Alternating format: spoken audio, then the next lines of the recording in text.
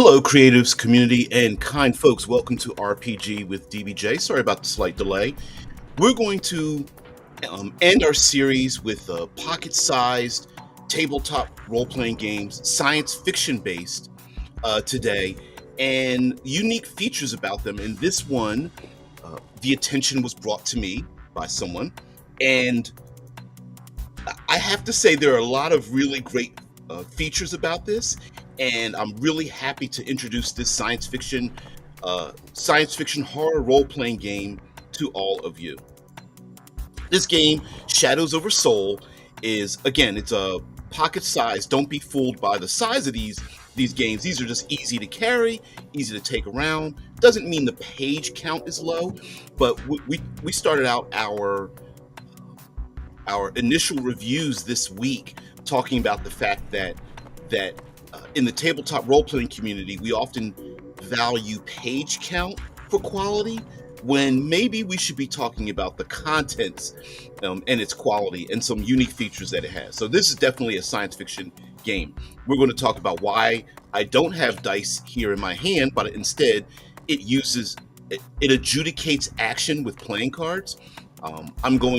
My preamble after this introduction will be the strangeness of us using dice but not really embracing playing cards as a randomizer and adjudicator.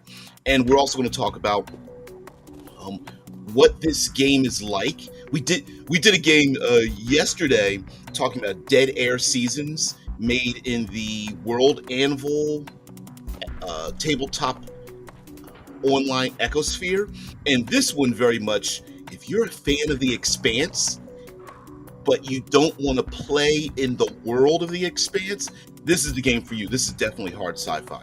So Shadows over Soul, again, is a horror role-playing game, and one of the features in science fiction horror is that basically we humans are so fragile that space is always trying to kill us, and this game greatly embraces that.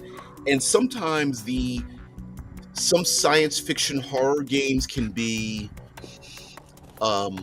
criticized for not being traditionally horror, having traditional horror features in it, meaning like giant monsters and such. But it's because space travel itself and survival in space is so horrible that because air and radiation and nutrients and going insane and the thin membrane between us and vacuum is so prevalent that just that could kill you.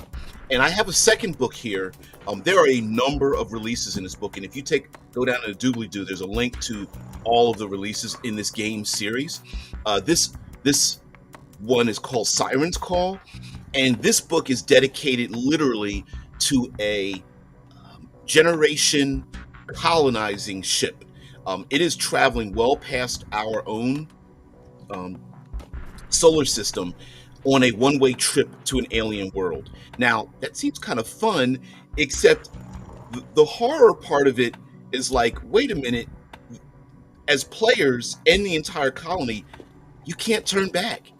There's no one coming to your aid. It's the players and the colony, and that's it. And when you land, your success and failure is a one-way trip. There's no do-overs, and I really love that fact. So, let's keep this aside. Playing cards. Why does our community have such a problem with playing cards? Now, let me be a little bit more specific here. That we cards in general have always been in tabletop role-playing games. Tarot card decks are a commonality. There are games that have specific cards of artwork and character design and monsters and NPCs and those kind of things. Little side descriptors, things to engage in the tabletop role-playing game. And oftentimes, those cards are derided because some people feel, well, if you have the cards, couldn't you just write them down in a book? Cards are a physical thing. Some people like to play with physical things. But here's one reason why I like cards as an adjudicator and a randomizer is because if you're a math head, and a lot of tabletop role players are math heads, just strangely that playing cards, a classic set of playing cards with the four suits and the face cards, king, queen, jack, and ace, on the fly with a deck of, this is 52 cards, on the fly, if I take 1, 2, 3, 4 cards out of this deck, on the fly, I've just modified the percentages. I've modified the bell curve. And playing cards very easily allow us to modify a bell curve. Not only that, but playing cards are also run a very easy numerical value. We know that it goes from 2 to 10 because we do have cards that go from 2 to 10. And then, in addition, if you want to have greater nuance or, as I've said before this channel, yes, no, if, and, or buts in your game, you want to have partial successes. These face cards can represent also within a randomization some kind of benefit, drawback, storytelling element, twist of plot, addition to the story. So, yeah, playing cards, no dice. By the way, they do have a sidebar where you can just replace these cards with dice. So don't get it twisted. It's not exclusive, but I do like the fact that this game uses that. I tried to call up my file, my PDF file. It was corrupted. If you guys want me to go over the PDF at some point in the future, I have zero problem doing that. And I actually hope to get more interviews in this realm, in science fiction realm. And so I'm going to reach out.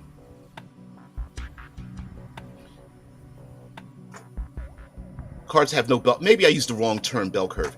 It by adding and reducing cards, it's not necessarily bell curve. It's you reduce the chances of drawing that same card. If you've ever seen like professional gambling, or on some of these sports channels, they will tell you what the percentages are of the card in your hand versus the card that can be drawn. So there are numerical values attached to the number of cards in your hand versus the number of cards that are left after. So if these cards are taken from the deck, first of all, we know that they're not available any longer if they are face up. And then that can then affect the percentages of chances of playing well. There's 2 less face cards left. There's 2 less clubs left. And I'm surprised the mathematicians in the tabletop role-playing sphere haven't like embraced it. Let's put it that. It was probabilities more than bell curves. Thank you very much there, Drew. Yeah, I misspoke. You knew what I was saying, but I didn't say the thing that I was supposed to be saying. All right. So Shadows over Sol is a hard science fiction setting that takes place in our own solar system. It is very humanocentric, so you're not going to get like multi-armed octopi. You won't get highly genetically modified individuals. This game is very humanocentric. You're going to play a person that looks and feels like a human being with very slight modifications. Now, internally, genetically, there are differences, and we'll get into that. So, Shadows over Sol. Oh, I'm sorry. Let's get into mechanics. Let's get the mechanics out the way. I know many people are like, well, if you have playing cards as mechanics, how do you work it? All right, so let's get the mechanics out the way. Then we'll get into the fluff. And I do have my pages marked, so we'll get into character creation, the factions that are in the game that I really love, and so on and so forth. So in this game, you have something known as Edge, and you will draw a number of cards. And those cards basically are how you adjudicate your actions. So characters do have stats. They have numbers between 1 and 10. Your average normal human being will have a 4. Your standard human, nat-born person with a genetic soup will have a 4. Skills range from 0 to 5. So 5 is someone who is world-renowned. a singular entity in their skill. Normally, if you don't have the skill, it's a 0, and many characters will have a skill like 1, 2, or 3, and those will add together. So when you draw a card, when you draw cards, you're going to add your attribute, probably a skill, and the value of the card. Now, in this game, let's see, Ace. Let's do Ace of Spades. Ace and Jack are.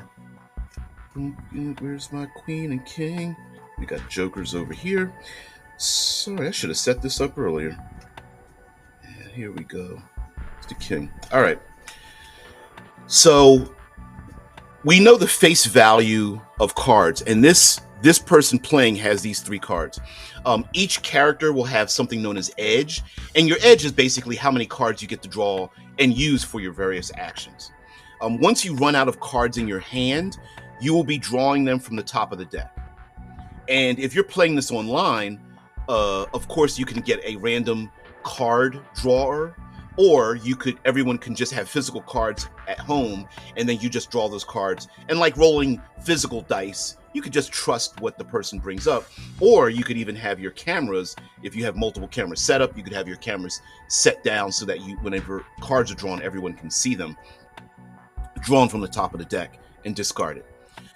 The Joker is unique. They suggest leaving the Jokers in the deck, so it would be 54 cards technically, and the Joker is like a critical failure. It is one that reshapes the story. It is something extremely dramatic, but then at the same time, you get to refresh your hand and discard any cards you don't want. So it is a combination of horror, like, oh no, things went wrong, but the player that draws it gets to redraw their card, and hopefully they'll get some great benefit from it by having cards. The face cards, we already know the numerical value of the cards. 4 or 5 is a 4 or 5. If you have a stat of 4 and you played the 4 of hearts, you would have a 4 plus a 4, which would be an 8. 4 for your stat, 4 for the card, you come out with an 8. For the face value cards, Ace is considered a 1, and a Jack is considered a 1. And then Queen is +2, and King is +3. Face cards are always plus. So Ace and Jack is +1, Queen is +2, King is +3. What that means is if you ever play a face card or you draw a face card off the top of the deck, it is plus, which means you get to play another card that adds to that face card. So it's a bonus benefit, advantage type of thing. So as an example, if I'm playing a character and I play the King of Hearts, that's a +3. Because that card is played, I also get to play another card, which is a 5. The King is a +3, so it's 5 + 3 is 8, and then I get to add my attribute in general, which would be a 4, and I'd have a total of 12. Also, when it comes to the cards, whenever something is random, it's called a flip. Basically, you flip either. Yes, you show one from your hand, but if you run out of cards in your hand, the next card in the deck is called a flip. And each time you flip a card, and it's unknown. Now, as we're talking about these cards, I would like everyone to relate this to the horror aspect of the game. There's something to me about the presence of cards. If you guys are into indie games, have you guys ever heard of Dread, that uses the classic tumbling Jenga trademark tower? There's also a game called 10 Candles, which is literally about lighting 10 candles. And the physical nature of that elicits a horror in the game, a feeling in the game. And for me, when I initially looked at the game and I was scratching my head like, wait a minute, playing cards? And then it dawned on me, the feeling of using playing cards is like gambling with your life. And I like the idea of combining playing cards with this science fiction and using playing cards in general, especially because it feels like you're gambling. Like you're like, okay, if I use this card and I know they played this card and whatnot, am I gambling with the fact that I know left in this deck, there's no more aces, or there's only 2 kings left, or something like that. Now, suits also have an important part of this game. We're going to get into the statistics, but if the suit matches, you can also combine them together. So if the suits match, if I play a 4 of hearts and I have the ability, either through drawing from the deck or a special feature on my character or whatever, and I play another card the same suit, they can combine together. There's also something that happens in the game. Your stats, there are 4 stats, and the 4 stats apply to the 4 suits in playing cards.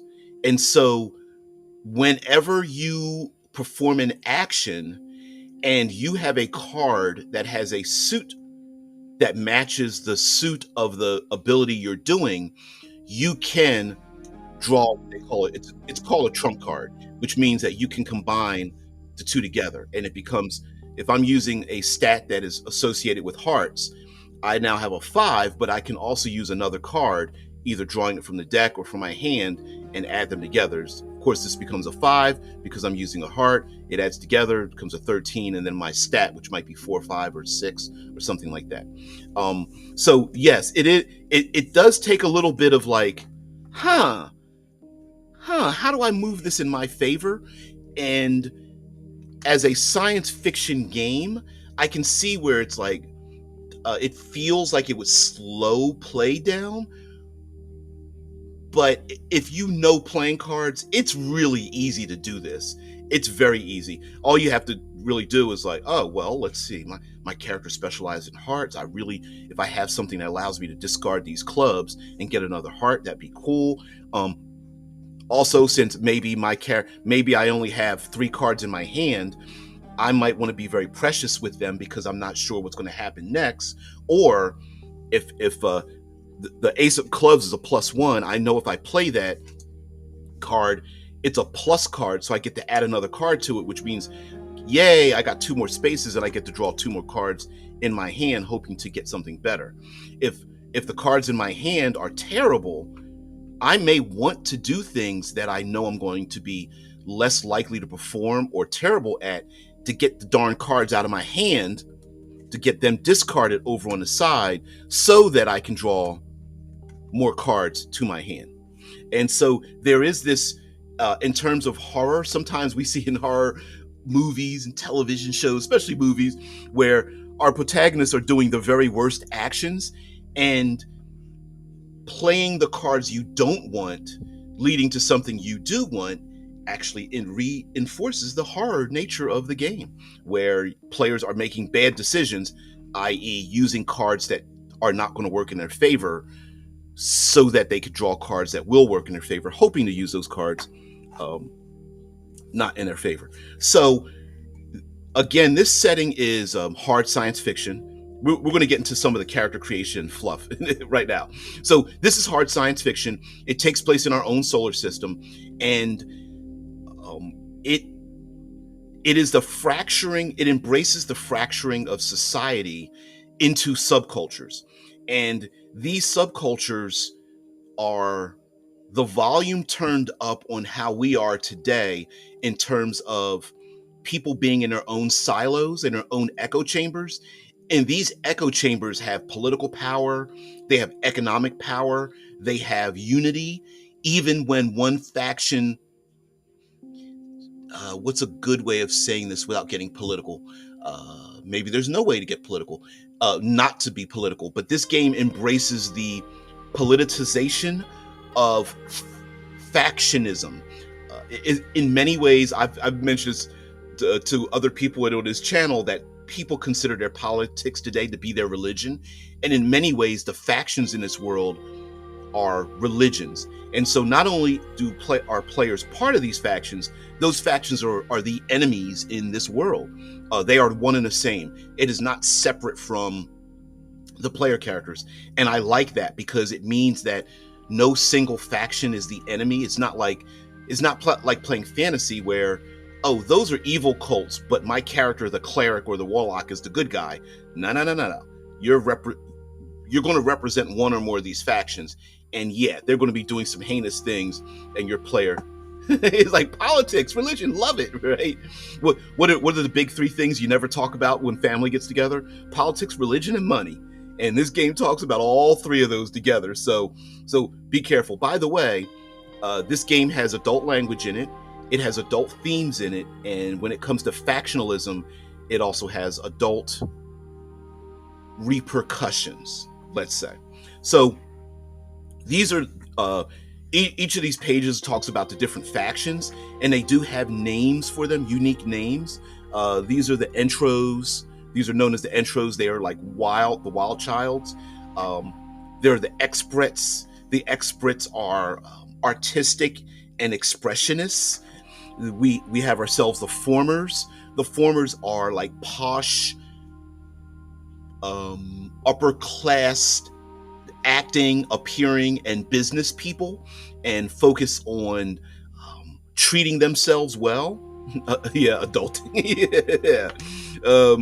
They're the ghostmen. They have an embrace of more mortality and more.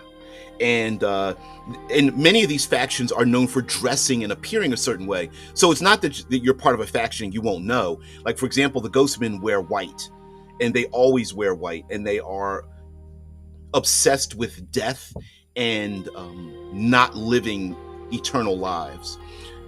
They're the Heeds. Heeds are hedonists, and they are into base base human motivations, animalistic, eat, sex, drugs, yes, you could say rock and roll and whatnot, but these are hedonists. They are the Neo-Rets are value history. They dress and act and support the old ways, and sometimes they're known as like they won't move forward in time, but they want to save history, and also act in historical ways. But also, you may assume that they are appropriators of what we would consider ancient cultures in this period of time. There's the serfs. The serfs are collectively those that embrace religion. So religion hasn't been deleted from this sci-fi realm. A lot of times when we have science fiction settings, usually religion takes a very strong back seat. And in this one, no, it doesn't. Serfs are all of the religions combined together. They don't prefer to be looked at that way, but everyone looks at all of the other religions into one category, which are the serfs. So some of the opposing religions will work together under the serf moniker so that they aren't as scattered as we would like them to be. And then there's the technos. They embrace everything far future and want to do away with all the old folks, the old Luddites like myself, and embrace the future and such. Now, of course, there's mega corporations and things like that. This game is known as, the mechanism is the Saga engine. And if you notice on the show, I often pull games that have a open gaming license. And this game, like many others, has an open gaming license. So let's see if I can find the license.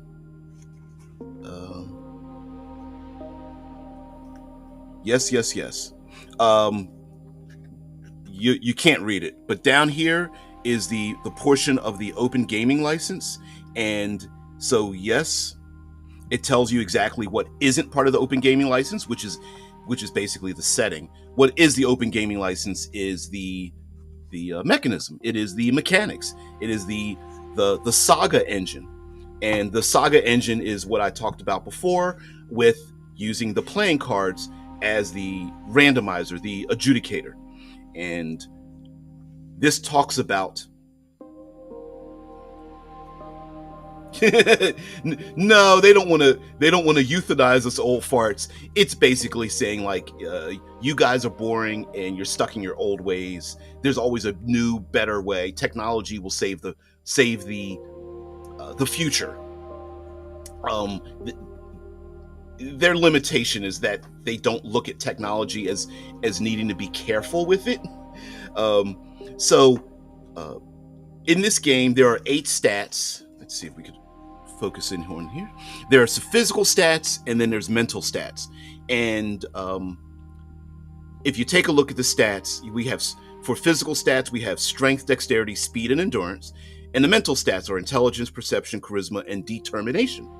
And they are put in this little box because they align with each other.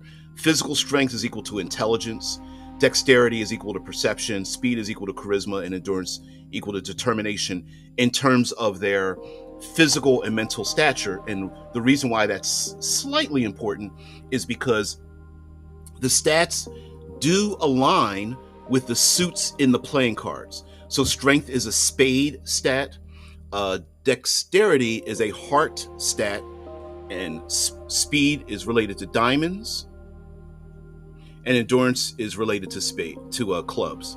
And then when we get into our mental stats, we have intelligence, which is a spade stat, perception, which is hearts, charisma associated with diamonds, and lastly, we have determination related to clubs. And that's important to understand that because when you draw your cards, you will one of the suits is going to be like your primary. It's where when you do a flip, you draw a card or place a card, you do a flip. If you are performing an action related to your primary suit, you get the benefit of being able to add another card of any type to it. And remember, each of the cards that is used has its own function, and they stack together. So an example is an ace is a +1 card, so it always adds +1. And let's do this. Kings are +3. It's always +3. So it is possible for someone to play a diamond card, and they're playing they're using a stat that is I lost my page. They're using a stat that is a diamond stat, which is either charisma or speed. They're dodging or they're running away from danger or something, and they need to get as far away as possible. So they go, I've got an 8 of diamonds, and I play that card. Great. Well, since my speed and my diamonds are my primary for my character, I get to play another card, which could be a king. King is +3, so I get to add. Yay, more card games. I can pretend to be smart too here. But because it's +3, it's possible I could play another card. I may have a capability on my character, a special gift, or extraordinary ability on my character that allows me to maybe stack another card, like another +1 or something of that nature. And it does go into it. They do tell you, mind you, it doesn't use poker as rules. So be aware of that. It's not that. It's not if someone knows how to play poker, they're going to be better at this game. They do have their own adjudication. And here is an example of, they explain how the adjudication works. So if spades are your trump card, and don't get it twisted, I'm not calling out anything that's that's political. Flips and trumps and things like that have always existed before any individuals by the same name. So if spades are your trump card, you get to play another card of any type, and they add together. If diamonds are your trump card, you get to play another card and add it together. Now, I did make a slight mistake that if you play a card of any other type, you use the higher of the two. I apologize. So if it's any other type, yeah, I don't know anything about poker either. Not a good player. I barely remember the card. I was just the other day, I was talking with the wife, like, I remember card games and I don't remember any of the rules. Gin rummy, 500, euchre, etc. Yeah, Go Fish, War. I don't remember any of those games. So, um, so if it's any other suit that doesn't match, you get to use the higher of the two. So if Hearts is my trump, and Hearts is my basically my focus, my specialty. That's not a good card. No, I'm trying to. No, no, no. Wow, that's funny. Uh, these two match. We're going to talk about those. So, that adds. That's an addition card. That's an addition card. Wow, that's a face card. Another face card. All right. So if diamonds is you're so bad, liquor up front, poker in the back. So bad. Yeah, boom, boom, boom. So if diamonds are my trump card, I can play another card, and I get to use the higher of the two. If the suits match, I get to add them together. That's how that works. And then face cards are plus cards, so they automatically add, and then you can start stacking them, and it shows you an example of how they stack together. Knowing how the cards work and their numeric values and start adding them up, there are times where you will have an extended action. And so, like in space travel and science fiction and things, you guys know I love exploration and using the environment. Sometimes there are a number of extended actions, and the players can get distracted by horror or running and gunning and things like that. But let's say you need to a locked door is sealed and someone needs to hack the door. Maybe you need a number to overcome to get through the door. Well, this isn't just this is a pass fail system. You can keep drawing cards and playing cards to eventually unlock that door. So an example would be, they say, when in doubt, fall back to tally 10. So what you call, here we have a little chart called a tally. And when you are in doubt and you're creating your horror setting, oh, it's not focusing. It's not working. You want to create a tally, and you may say, okay, guess what? You need to gain a total of 10, 15, or 20 to finally use a laser torch, hack through the door to get that blast door open. Now, at the same time, you might be hunted. There might be people gunning for you. You're hiding behind pallets of equipment in a warehouse or something like that. And so as you draw cards and you play cards, you can start tallying up. That's 3 plus 4 is 7. That's an 8. I still haven't gotten through the door. That's 8 plus 3. Boom. Got an 11. And I needed a 10 to get through the door. I finally got through the door. And so that's another factor in using the playing cards, like you would use dice. You don't know what you're going to draw next. So as you play cards from your hand, which you know what the cards are in your hand, but if you run out, then you start drawing them from the deck, etc., etc. Now, mind you, of course, you can re-up your hand by having a place to hide. So when you're playing cards from your hand, those are your known knowns. When you start drawing cards from the top of the deck, those are your unknown knowns, because you know you're going to draw a card, you just don't know which one it is. And you may even try to keep track of the cards that are already drawn, and you go, oh, I know this is going to turn out well, because I've seen people, there's been 8 face cards played. That means they're missing from the deck, which means the probabilities of me drawing a very high card or whatever may be lower. Hopefully it'll benefit me, but then all the other players know that cards are being drawn, and if they're keeping track, they may understand this is not going to work in our favor. So that's some mechanics. Now we get into character creation, and again, let me show the cover of this. Shadows over Soul. There are a large number. We'll go to the website, and this is made by Tab Creations. We'll go to their website maybe at the end of this broadcast, but there's a number of books. This is a huge thing. There's a Kickstarter starting for the 2nd edition of this game, and I'm really impressed. I can't wait to see it. Yeah, if you're someone who who is into hard science fiction, this may be for you. So, characters. Of course, you want to come up with a character concept, and they do have assigned stats and skills. This is to make it easy, and it's also so that characters don't become so. You don't want to put 4 in all your stats. That's pretty horrible. So you will have specialties.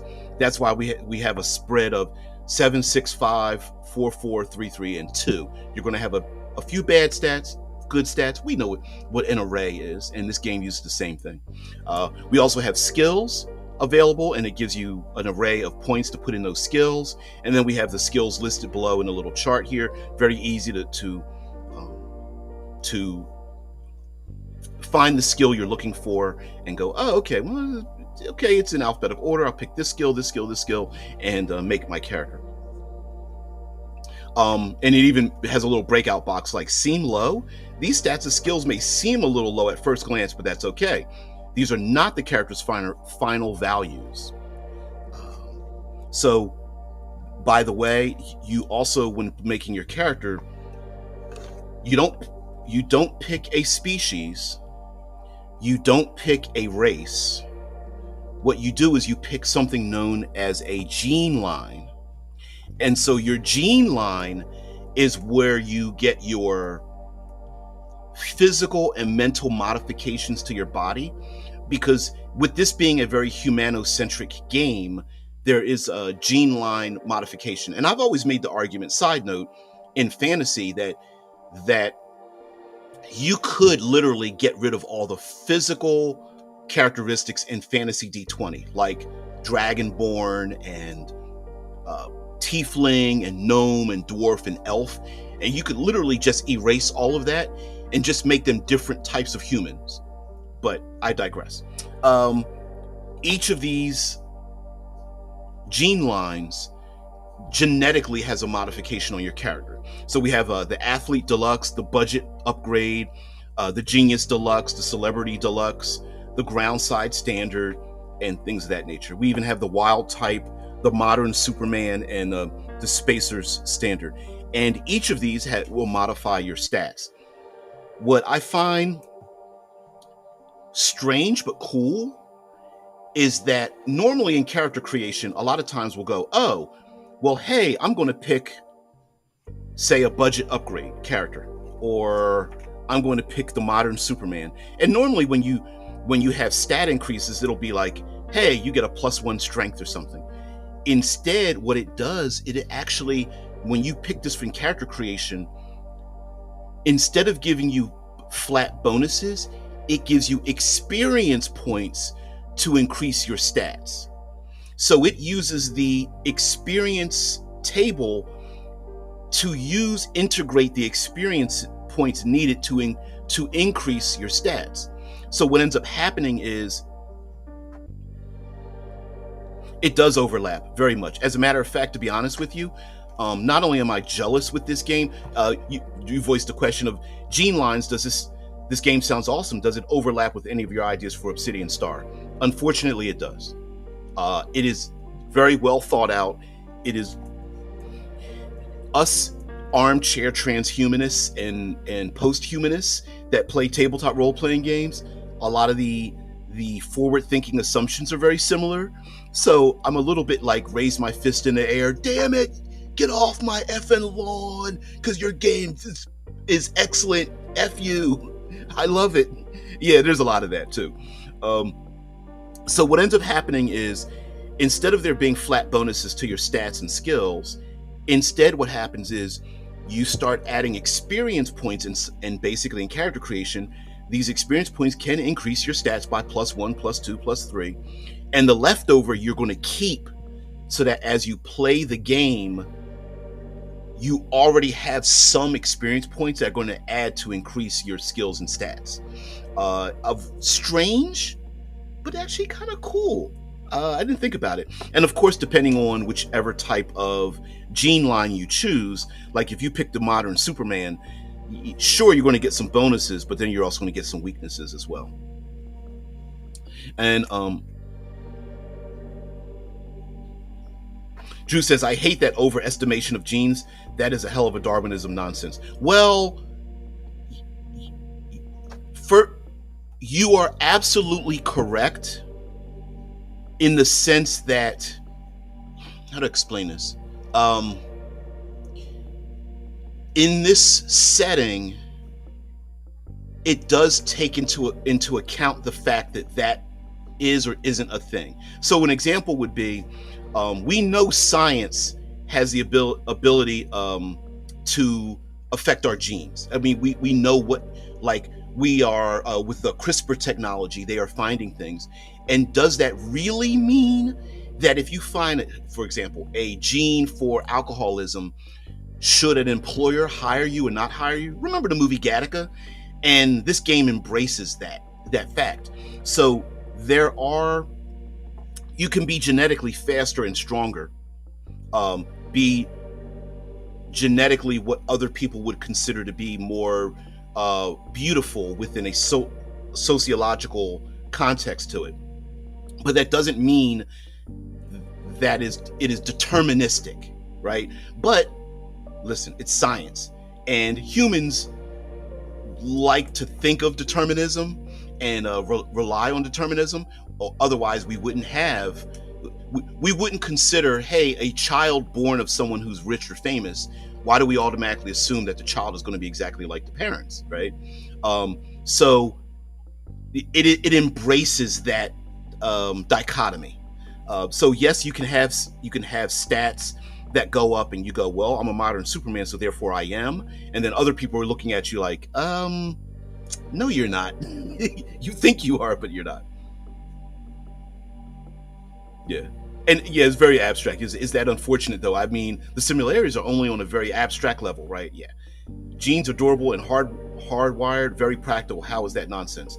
And see, and that's the thing, right? Like, if we bringing up the alcoholism or bad sight or aggression or other genetic factors that all of us have, is it nature or nurture? And if we can modify our nature, does that have an effect on our nurture?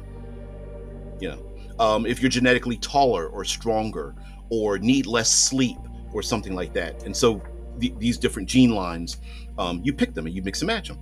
And of course, you pick a subculture, and each of the subcultures, like today, where we have people that are in their own echo chambers, you pick a subculture, and as you travel across our own solar system, you will interact with people who are for and against your own subculture.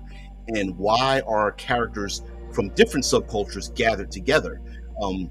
Much like factionalism is in real life, you may be looked at as someone who's anti the faction you've been brought up in or chosen, and simply by associating with other people who are not of your faction, and that creates a lot of drama as well. And of course, we have different things like wealth and gear and weaknesses and things like that, advancement and such. There's also something that I really like. Did I lose the page? Sorry. Yeah, lost the effing page. There's a number of other things that I like in this game. It seems like the new games being brought out are using action points and for combat. And in this game, here we go. These are the actions. All right, we're going to try to hold this here. Yeah, judging by the right not to know and consent forms for genetic research, it seems like a whole bunch of horrible diseases are 100% determined by genetics. Cystic fibrosis. Yeah, I'm African American. Sickle cell anemia is common. I also have a G6PD enzyme deficiency as well, which is very common amongst African Americans. Drew said that they determine mental and physical stuff. They have some influence, but upbringing has a much stronger impact on how genes express themselves. I totally agree, and the game does do that, which is why you don't get flat bonuses that you're smarter than someone else. Instead, you get experience points that start pushing those stats higher. the higher your stat goes, the less those experience points can further push those stats up high. So that's how they regulate the power creep, right? You can't just go, well, I'm just going to be born smarter by picking these three things together, and then therefore my character is going to be a genius. No, you have a greater chance of being a genius if your genetic makeup for your mind is better. So yeah. Yeah, you're absolutely right there, Drew. Yep, relying solely on genes is what led to plenty of I think you mean eugenics thoughts, or do you mean? I think you mean eugenics thoughts, but yes. No, no, I don't have sickle cell. No, no, no, I have a G6PD. Uh, Sickle cell is just very common, not common. We have a higher propensity for that, as well as higher here in the states. Uh, Statistically, African Americans are known for having high blood pressure, diabetes, heart disease, that kind of thing. And genetically, my family, I just literally found out maybe 3 days ago that colon cancer is runs high in my family genetics as well. So, yep, yep, yep. Um, yeah, Gattaca, one of the best movies. We might have to do a breakdown for tabletop role playing for Gattaca and such. Now, um, this game uses an action point system, and you have basically 3 points, action points, 1, 2, or 3. And when you perform any action, action 1 goes on 1, action 2s go on 2s, action 3s goes on 3. And you may say to yourself, well, why would I want to go first? Why would I want to go second or third when I can always go on action number 1? Well, first of all, whenever players act um, and the enemies act, whatever action they act on, act 1, 2, or 3, all actions are resolved simultaneously. I don't know why that's not incorporated into more tabletop role playing games. It's very easy to do, but simultaneous actions is easy, and I'm not exactly sure why people don't do it. In other words, if I as a player act on, actually it goes in opposite direction, phase 3, 2, and 1, and if I act on phase 3 in this game, it's declare phase, and then we act on phase 3, 2, and 1. It's like a countdown. If I act on phase 3 and I do enough damage, let's say in combat, to kill my enemy's not dead yet. They still get to act because it's simultaneous. So you can get a standoff where both sides blast each other away and they both die. I don't know why that's an easy way to get rid of every player goes Nova because they won initiative and now the enemy doesn't get to strike back. No, no, no. The enemy gets to strike back because it's all simultaneous.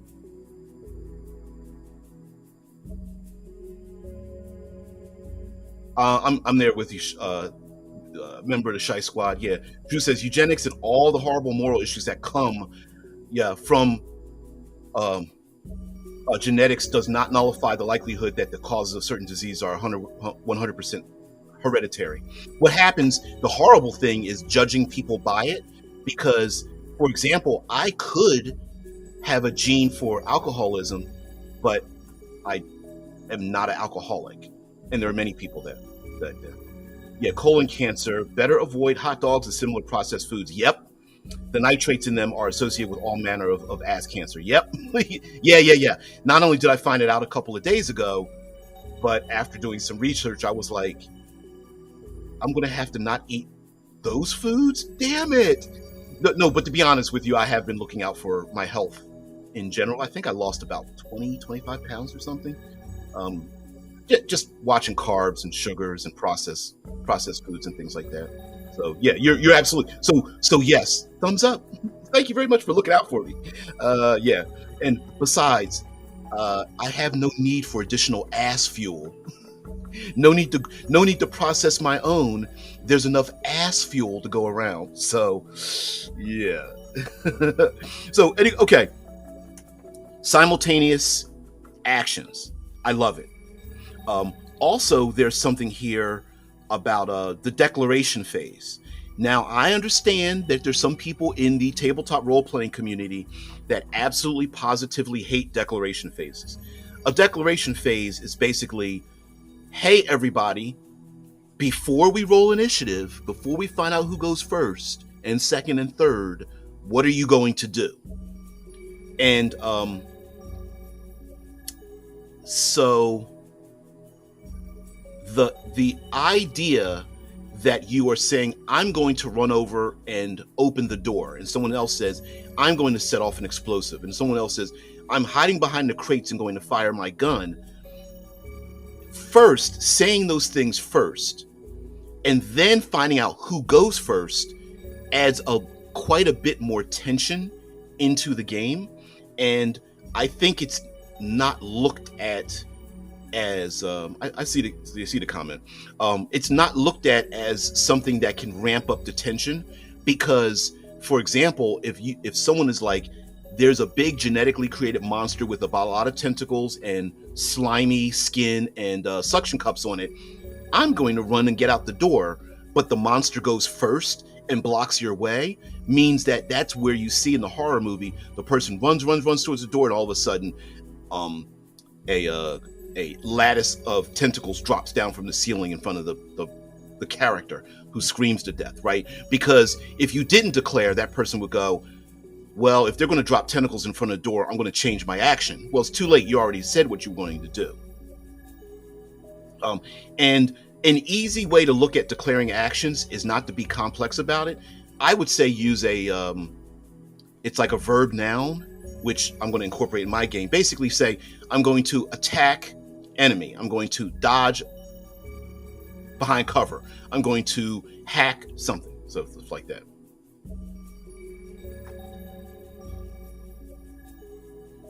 Yeah, I don't know. I'm not sure. I don't know how alcoholism works. Yeah, because have I ever, or do I ever drink alcohol? Sure, but I don't like the taste of it. So I'm pretty sure I don't have the predisposition for it, but who knows? Drew says, sure, genes make a difference in medicine and is often forgotten in texting of medicaments that certain haplogroups react differently to stuff. I am completely uncertain of what you're saying, and I know you're absolutely correct. Oh, man. Yeah, I'm not sure. I'm not sure how that works. Okay, so simultaneous actions, I love it.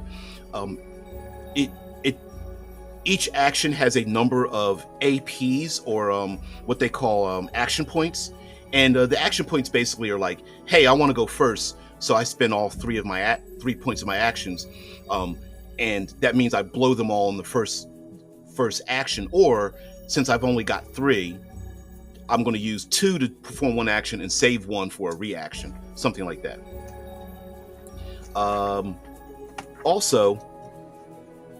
Also, we have ourselves a fun and a little complicated, if you're into tables, but fun nonetheless. We do have ourselves a critical injury tables, and it's not necessarily crit, like if you roll a crit this happens, but weapons are measured by their suits. So just like we were showing a bunch of these playing cards, different attacks, depending on how hard you're hit, are based on different suits. So here we have a number of tables, and at the very top of the table, for example, there's the spades, and depending on what card you draw depends on the end result of the attack. So if you drew an 8 of spades, you get a broken rib. If you drew the queen of spades, you're 1-legged now. And it goes on. Each of these has a table related to, here are the hearts table, injury. Here is the injury for diamonds. And then our last table, injury for clubs. And let's turn to a couple of weapons. Running combat, declaring, nope. nope, nope, nope. Okay, so um, we can get into some more detailed things. Let me see if I can find. Here we go. Here we have some weapons, and then we'll get out of here. Um,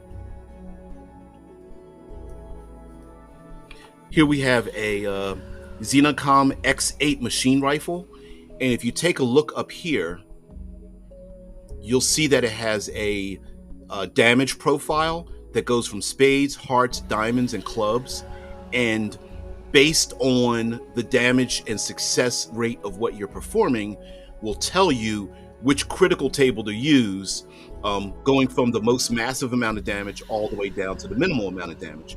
And armor in the game can shift damage down to the next lowest table so that you don't suffer as much damage. So it's not just about hit points, it's about, is this armor preventing penetration from it blasting through my shoulder? Maybe it just breaks a rib but doesn't penetrate through, and that kind of thing. So, yep. Shadows over Soul. Let's see. Oh, I'm not sure exactly what you guys are talking about. It's different here in the States. It's just drugs and they. Ooh, Drew. Ooh, isn't that always the case? What the hell is the problem? Have you noticed? We often exemplify people who are in the top percentile of their given craft, right? Whether it's brain surgery, whether it is military, whether it's computer programming or teaching or acrobatics or archaeology. Why is it also that there's always, no matter how important the job is, there's always someone who is in the bottom 10% who just doesn't care no matter how important that job is, and it's crazy. Childcare, brain surgery, rocket science, there's always somebody that just doesn't care. So anyway, guys, yeah, I agree. Yep, fear does that. Yep. It's unfortunate. It's very unfortunate. So, guys, thank you very much for being part of the show. I really appreciate it. Thank you very much for being here as well. Please, for those who are new to the channel, please like, share, subscribe, and follow if you would like. And please come back to the show Monday through Friday, 6 a.m. Eastern Standard Time. Guys, have a great one. Have a great weekend. I will see you later. Peace and tranquility.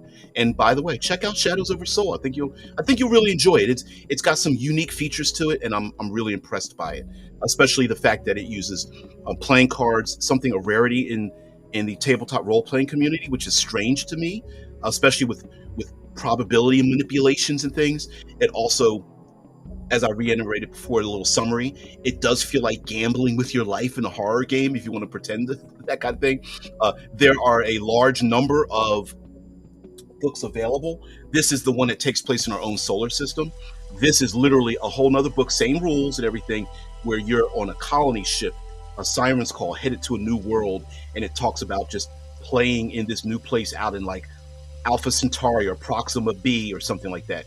And yes, it says, anyway, good week of new games. Some people, it's funny, I did so my video on Beta Red got like 125 views. I was like, who knows about this game? And somebody put out the fact that I spotlighted that. So maybe we'll do another spotlight on some new games or something, or change it up or whatever. And yes, we will be talking about Obsidian soon. But there's other creators out there, and I just wanted to spotlight them. So guys, thank you very much for being part of the show. I really appreciate it. And it needs more love again. Yeah, thank you very much. No worries, guys. And I appreciate the love for all you guys for just stopping by, just hanging out.